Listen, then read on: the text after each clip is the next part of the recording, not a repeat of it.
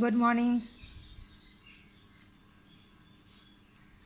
आज के इस क्लास में हम लोग यूनिट 5 के सेंट एक्विनस के ईश्वर विचार और अशुभ की समस्या पर हम लोग थोड़ी चर्चा कर लें, थोड़ी जान लें कि किस प्रकार सेंट एक्विनस ईश्वर के अस्तित्व को प्रमाणित करते हैं और उससे जुड़े हुए सवाल कि विश्व में जो अशुभ की समस्या देखने को हमें मिलती है तो उसका निराकरण या उसके बारे में सेंट एक्विनस ने अपने क्या विचार रखे हैं। और सेंट ऑगस्टाइन को पिछले क्लास में हम लोगों ने देखा है, इसे कर लें तो हमारा यूनिट 5 भी कंप्लीट हो जाएगा। तो सेंट एक्विनस पर हम चर्चा करते हैं। तो सेंट एक्विनस के गॉड को जानने से पहले थोड़ी सेंट एक्विनस के बारे में हम जान लें कि उनका जन्म का स्थान कहाँ था और क्या था, इस पर हम थोड़ी चर्चा कर लें। तो दरअसल सेंट एक्विनस का जन्म रोम के एक कस्बे में 1225 ईस्वी में हुआ था और शुरू में अपने परिवार के विरोध के बावजूद भी इन्होंने युवावस्था में रोमन कैथोलिक को अपनाया और उसके सदस्य वो बन गए थे। और जब जहाँ तक उनकी शिक्षा दीक्षा की बात है तो उनकी शिक्षा पेरिस तथा कोलोन में के शहरों में के कॉलेजों, स्कूल और कॉलेजों में हुई है। उन्होंने धर्मशास्त्र का, उनके जीवन पर धर्मशास्त्र का बहुत अधिक प्रभाव था। उन्होंने न केवल धर्मशास्त्र का अध्ययन भी किया बल्कि धर्मशास्त्र के बाद में जान के आगे जाकर ये बहुत बड़े ज्ञाता भी उनके बने।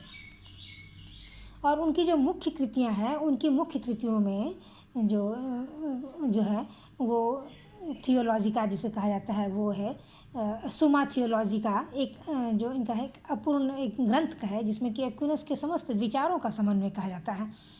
और एक्विनस की सबसे बड़ी विशेषता यह रही कि वो श्रुत धर्मशास्त्र यानी रिवील्ड थियोलॉजी तथा तार्किक थियोलॉजी यानी रैशनल थियोलॉजी में, तार्किक धर्मशास्त्र में जो था वो उन्होंने थोड़ा सा अंतर उसमें स्पष्ट किया है। और उन्होंने यह कहा है कि धार्मिक स्थापनाओं या धार्मिक बातों की स्थापना के लिए तर्क की अपेक्षा नहीं करनी चाहिए, वरन तर्क को भी इन्होंने उन पर भी आस्था रखनी चाहिए। और दरअसल उनका मानना है कि धर्मशास्त्र जो होता है, दरअसल इन्होंने धर्मशास्त्र को भी एक वास्तविक दर्शन माना है और दर्शन और धर्म के बीच परस्पर निर्भरता को इन्होंने बताया है। क्योंकि उनका मानना है कि दर्शन में हम तथ्यों के आधार पर ईश्वर की ओर पहुँचते हैं, यानी ईश्वर को किस प्रकार प्रमाणित किया जाता है या किस तर्कों के द्वारा या जिस तरफ ईश्वर की ओर हम बढ़ते हैं, ठीक उसी प्रकार धर्म में ईश्वर द्वारा तथ्यों की ओर हम आगे बढ़ते हैं। ईश्वर को आगे लेते सब सामने समक्ष रखते हुए हम उन तथ्यों को सामने में रखते हैं। तो दरअसल उन्होंने कहा है कि दर्शन तो धर्म ही है, दर्शन और धर्म में कोई विरोध ही इनको प्रति इन्होंने नहीं माना है। इन्होंने माना है कि दर्शन का मूल तत्व ही है धर्म का ईश्वर।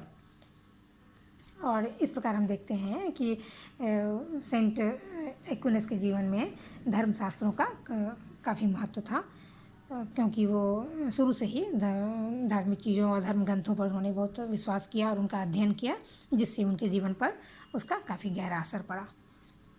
और ईश्वर के अस्तित्व को सिद्ध करने के लिए उन्होंने 4-5 तर्कों को हम लोगों के समक्ष रखा है, जिसमें उन्होंने पहला तर्क दिया है कि गति के कारण के रूप में पहला तर्क दिया है कि ईश्वर के अस्तित्व को हम किस प्रकार सिद्ध करें। जब ये सवाल आएगा तो उन्होंने अपने ईश्वर को सिद्ध करने के लिए कई तर्कों को हमारे समक्ष रखा है, जिसमें पहला तर्क है गति के कारण के रूप में, यानी विश्व की जो वस्तुओं में गति पाई जाती है तो उन वस्तुओं में गति स्वयं तो नहीं आती होगी, वरन किसी अन्य सत्ता के द्वारा उसमें गति आता होगा।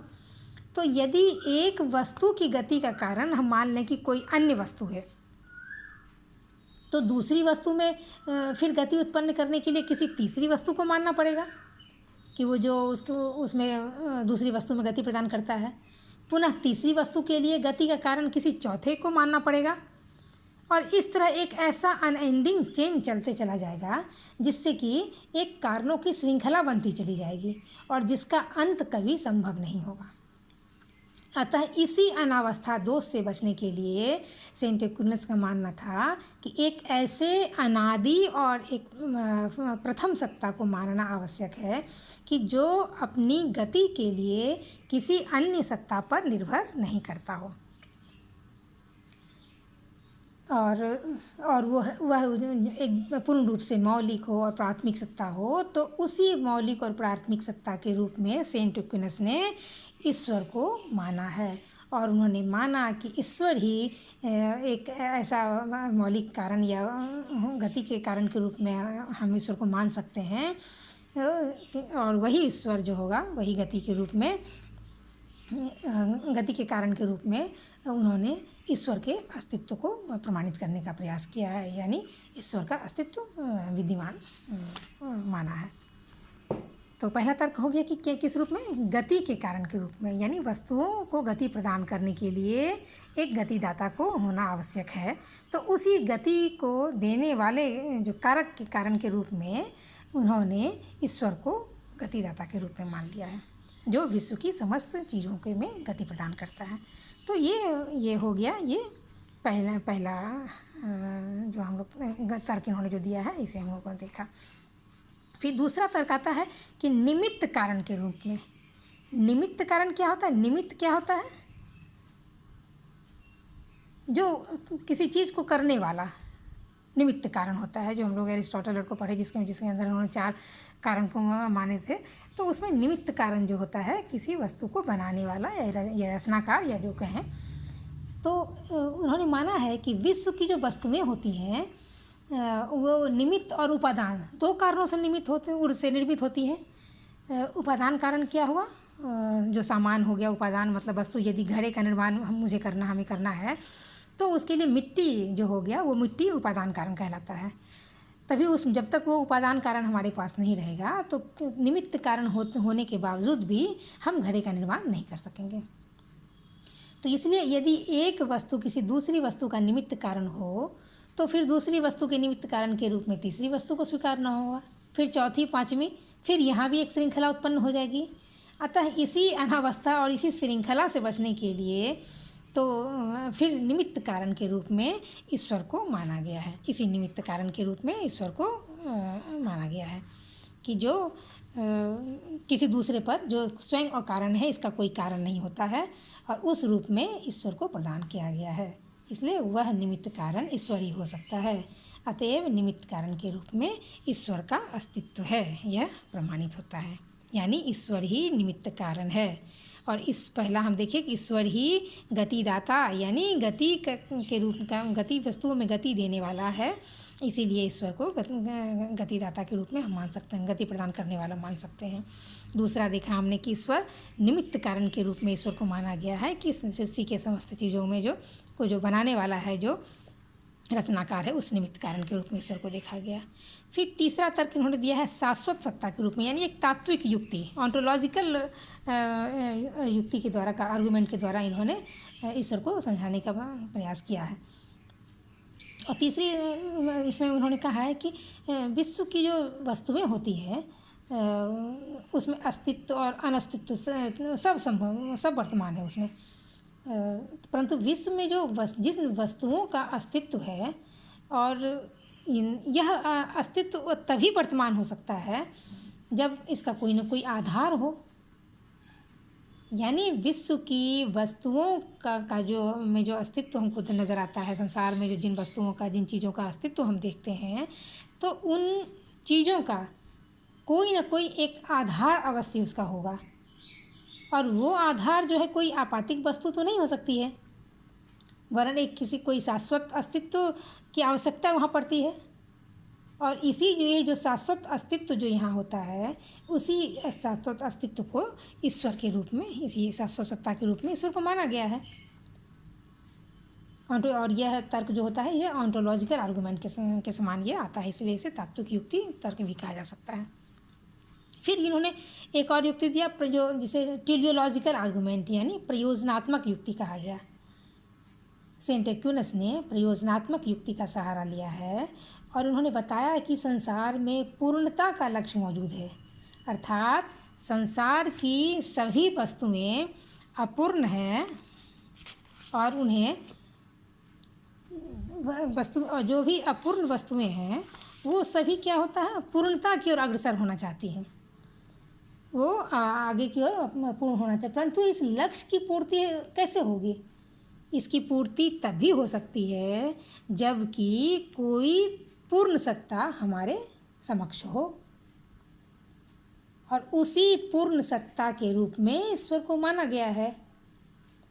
इसलिए ईश्वर के अस्तित्व को किसी भी तरह अस्वीकार नहीं किया जाता है। ईश्वर है, हमारे गतिदाता के रूप में हमारे बीच हैं, निमित्त कारण के रूप में है, शाश्वत सत्ता के रूप में उन्हें माना गया है, और प्रयोजनात्मक युक्ति के द्वारा यानी पूर्ण सत्ता के रूप में, पूर्ण सत्ता जो है विश्व की वस्तुएं अपूर्ण है और वे पूर्ण होना चाहती हैं, तो पूर्ण होने के लिए वो किसी पूर्ण सत्ता पर आधारित होता है, आश्रित होता है। और इसके अलावा कहा गया है कि विश्व की अबोध वस्तुएं जो किसी न किसी उद्देश्य की पूर्ति के लिए योजनाबद्ध तरीके से वो चलती रहती है, तो योजना बनाना जो होता है वो ज़रूर किसी न किसी निमित्त या चेतन व्यक्ति का की सत्ता काम होता है, और वह चेतन सत्ता सिर्फ मनुष्य ही नहीं हो सकता, क्योंकि वह स्वयं भी किसी परम सत्ता की योजना के द्वारा वो जब पृथ्वी पर आया है या निर्देशित है। इसलिए यह जो परम सत्ता होता है वह परम सत्ता ईश्वर ही होता है। अतएव ईश्वर ही वह चेतन सत्ता है जो कि विश्व की वस्तुओं को निर्देशित करता है या समस्त विश्व की समस्त चीज़ों का वो आधार है। तो हम इस तरह देखते हैं कि सेंट ऑगस्टाइन का भी लगभग वही विचार है जो सेंट एक्विनस का भी वही विचार है जो हमने लास्ट क्लासेस में सेंट ऑगस्टाइन के विचारों को हमने देखा था। उन्होंने ईश्वर को पूर्ण रूप से दयालु, सर्वशक्तिमान, शक्तिशाली माना था, और उन्होंने दो तरीक़ों से बाह्य मेथड और आंतरिक सत्ता के आधार पर, आंतरिक तत्व के आधार पर ईश्वर के अस्तित्व को उन्होंने प्रमाणित करने का प्रयास किया था, जिसे द्विविध तर्क के रूप में जाना गया था। और फिर हमने उसके बाद ऑगस्टाइन के दर्शन में भी हमने देखा कि ऑगस्टाइन महोदय ने किस तरह अशुभ की समस्या का समाधान किया था, और यह माना था कि चूँकि ईश्वर ने मनुष्य को जो संकल्प स्वतंत्रता की शक्ति प्रदान की थी, तो मनुष्य ने अपनी उस संकल्प स्वतंत्रता का गलत प्रयोग किया, और इसलिए उसे दुख या कष्ट या अशुभ का सामना करना पड़ता है। और ठीक इनसे ही मिलता जुलता विचार जो अभी सेंट एक्विनस की गॉड को हम देख रहे हैं, तो इनके दर्शन में भी प्रॉब्लम ऑफ एविल जो है उस इनके दर्शन में भी किस प्रकार होता है, ये भी ईश्वर विचार से ही सटा हुआ संबंधित ये विचार है कि जब ईश्वर को हम दयालु, सर्वशक्तिशाली और सर्वज्ञ मानते हैं, तो फिर ये एविल या सफरिंग्स या फिर अशुभ या दुख संसार में क्यों है या मनुष्य को क्यों झेलने पड़ते हैं। तो सेंट एक्विनस का भी वही मिलता जुलता विचार है, और इन्होंने भी ऑगस्टाइन से मिलते हुए विचार को कहते हैं कि अशुभ जो है वो शुभ का अभाव है होता है, यानी या निषेध होता है। तो ईश्वर के द्वारा जो प्रदत्त संकल्प स्वातंत्र है उसका दुरुपयोग मनुष्यों ने किया, व्यक्तियों ने स्वयं कर लिया, इसीलिए उन्हें भी दुख कष्ट का सामना पड़ता है। तो इस मामले में बिल्कुल ऑगस्टाइन के विचार को ये अपनाते हुए प्रतीत होते हैं। तो क्योंकि मनुष्य जो है तब तक ये जब तक बौद्धिक नियम और ईश्वरीय विधान का हम लोग पालन अनुगमन नहीं करेंगे या फॉलो नहीं करेंगे, तब तक शुभ कार्य नहीं किया जा सकता है, और यह जो शुभ कार्य है बिना ईश्वरीय कृपा के भी संभव नहीं है। ठीक ऑगस्टाइन का विचार बिल्कुल यही था। ईश्वरीय कृपा के लिए बुद्धि और विश्वास दोनों आवश्यक है, और जिस प्रकार यहाँ ऑगस्टाइन प्रेम, भक्ति आदि पर बल देते हैं, ठीक वहाँ एक्विनस जो है ज्ञान को ईश्वर प्राप्ति का उचित मार्ग मानते हैं। थोड़ा सा अंतर है। सेंट एक्विनस जो है ये ज्ञान के माध्यम से ये बताते हैं कि ज्ञान के माध्यम से ईश्वर तक पहुंचना है। और ऑगस्टाइन को जो हम देख के आए थे पिछले क्लास में, हमने क्या देखा था? इन्होंने कहा था प्रेम, श्रद्धा भाव, विश्वास आदि के द्वारा ईश्वर तक पहुंच सकते हैं।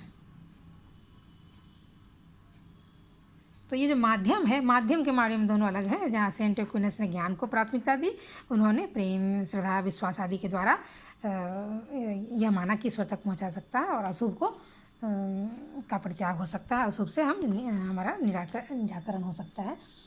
तो इसलिए यहाँ पे एक सेंट एक्विनस ने ज्ञान को जब ईश्वर प्राप्ति का उचित मार्ग मान लिया है, एक्विनस ने कहा है कि मनुष्य कुछ भी नहीं चाहेगा यदि उनके लिए कोई परम शुभ नहीं हो, क्योंकि सभी जो विशेष लक्ष्य या शुभ का अंतिम लक्ष्य जो होता है वो क्या होता है? वो सब परम शुभ, हाईएस्ट जो हमारा गुड होता है, उसी प्राप्ति के ये सब साधन हैं। और मनुष्य की रचना ईश्वर द्वारा हुई है, इसीलिए मानव संसार में ऐसा शुभ नहीं है जिसका कि अस्तित्व ना हो। मानव जीवन में इंद्रिय सुख, ज्ञान आदि शुभ है, परंतु परम शुभ तो है, परम शुभ जो है वो ईश्वर की प्राप्ति ही है। हाईएस्ट गुड जो होता है, हाईएस्ट गोल कौन है? हाईएस्ट गुड के है ईश्वर तक पहुंचना, ईश्वर की प्राप्ति। और जो भी रास्ते हैं वो ईश्वर की प्राप्ति तक, हाईएस्ट गुड तक ही पहुंचते हैं। इसीलिए परम शुभ की प्राप्ति प्रेम, तप और ब्रह्मचर्य के द्वारा हो सकती है, साथ ही ज्ञान के द्वारा प्राप्त कर सकते हैं। और जब उस परम शुभ को हम प्राप्त कर लेंगे तो अशुभ की समस्या का निराकरण खुद ब खुद हो जाता है। धन्यवाद।